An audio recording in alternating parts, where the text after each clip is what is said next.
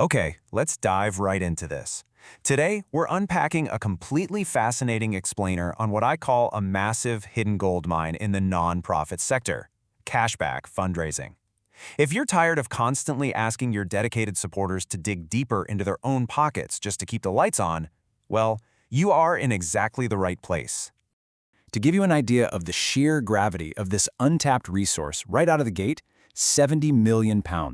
That's what just one single platform, Easy Fundraising over in the UK, has raised for causes since 2005. And it's definitely not just a UK thing. In the US, platforms like RaiseRight have generated over $900 million. So yeah, we aren't talking about cute little fringe pilot programs here. This is serious, systemic funding. And all of this really stems from one powerful question. What if your supporters could fund your mission just by, say, renewing their car insurance or buying their weekly groceries? Picture this: a supporter is just chilling on their couch on a Tuesday night, booking summer holiday flights. Boom! A percentage of that flight cost instantly drops into your charity's bank account. It's the psychology of the passive donor. We're talking about seamlessly redirecting funds from everyday online shopping straight to your charity, and it literally costs the consumer $0 extra. So here's our roadmap for this explainer. We'll start by defining this hidden funding goldmine, look at how cashback actually works, bust the big commission myth, check out the global platforms and proof, map out your 60-day launch playbook, and finally, go over the pitfalls you absolutely have to avoid. All right, Section 1, the hidden funding goldmine. So why is this so strategic?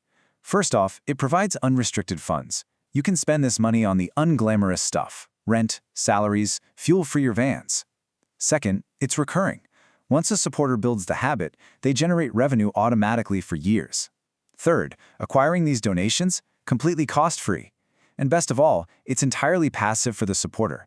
It doesn't eat into your regular direct donations because it mostly appeals to a secondary audience, the folks who might never write a formal check but who still really want to help out. Moving into Section 2, how cashback actually works. At its core, cashback fundraising is simply a subset of affiliate marketing. When someone clicks through a dedicated site to buy from a retailer, that retailer pays a commission, usually somewhere between 1% and 15%. That commission is then passed on as a donation to your nominated charity. But here is the absolute vital thing you need to grasp. The price the shopper sees on the retailer's website is exactly what they would have paid going direct. They don't pay a single penny extra. Seriously, it's identical. And this brilliantly illustrates the whole journey. 4 simple steps.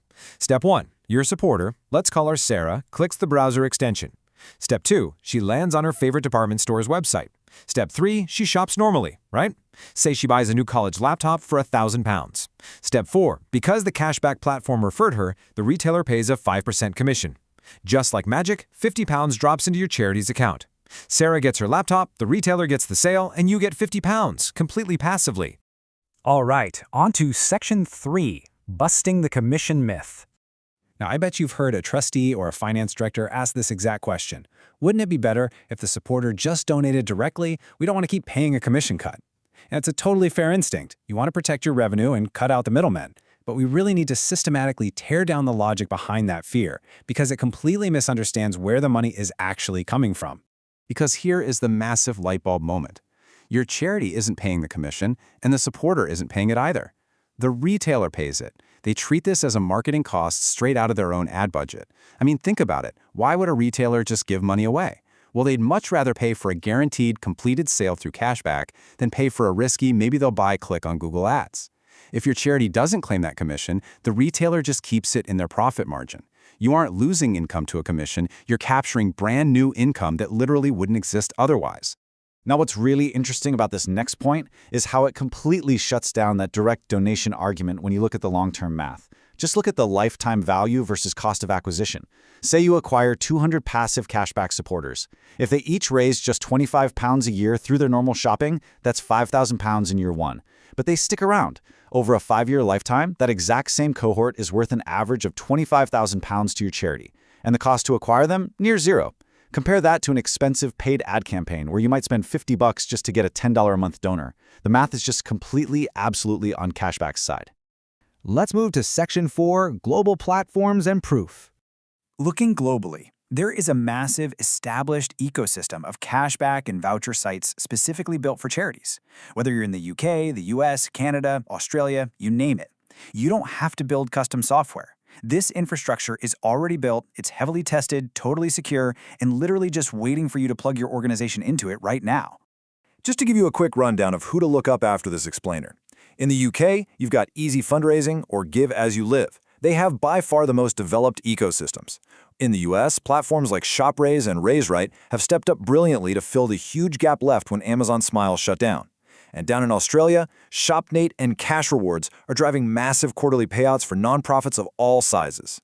And we're seeing massive, highly sophisticated organizations leveraging these tools to incredible effect. Charities like Shelter in the UK use these platforms to fund core services. In the US, Susan G. Komen migrated their passive donors to ShopRaise to lock in even higher donation percentages. These charities are pulling in steady 5- and 6-figure incomes, not by accident, but by strategically targeting seasonal shopping peaks. They bake these platforms right into their supporter onboarding sequences, so it just becomes second nature to their donors. Which brings us to Section 5, your 60-day launch playbook. Let's turn this theory into action. This is a sensible, highly achievable 60-day progressive sprint. The main thing to remember here is that the cashback platform won't do the marketing for you, right? They provide the plumbing, but your team has to drive the awareness. Don't worry though, it is incredibly straightforward. Let's see how this builds across the 60 days. Step 1, weeks 1 and 2, just sign up and get your bank details verified. Easy. Step 2, week 3, customize your page. Throw up a crisp logo and a clear mission statement so shoppers know exactly what they're funding. Step 3 is crucial. Week 4 is your internal soft launch. Get your staff, your volunteers, your board using it first. I mean, if your own team won't sign up, why would anyone else, right? Finally, step 4, weeks 5 through 8, the external campaign. Hit your wider audience with a dedicated email sequence, show them early receipts of what the staff has already raised, and keep that momentum going. And finally, Section 6, pitfalls to avoid. All right, here is a quick list of what not to do. First, please don't just set up an account and never promote it. You've got to actively push it. Second, do not ignore seasonal peaks. Black Friday, January sales, back to school. One well-timed email reminding supporters to use your cashback link can lift your annual passive income by like 30 to 50% in a single weekend. Third, don't spread yourself too thin across 5 different platforms. Pick 1 or 2 and execute them really well. And lastly, don't forget to report back on the impact. People shop more through your links when they actually see the tangible difference they're making. Now, the crucial point here, the single biggest performance unlock, is the browser extension. When you roll this out, you absolutely must push your supporters to install that donation reminder extension. Without it, they have to actively remember to go to the cashback platform every single time they buy something, which means you lose out on so many impulse purchases. But with the extension, they just browse the web normally, and a little pop-up reminds them whenever they hit a participating retailer's site. It captures everything.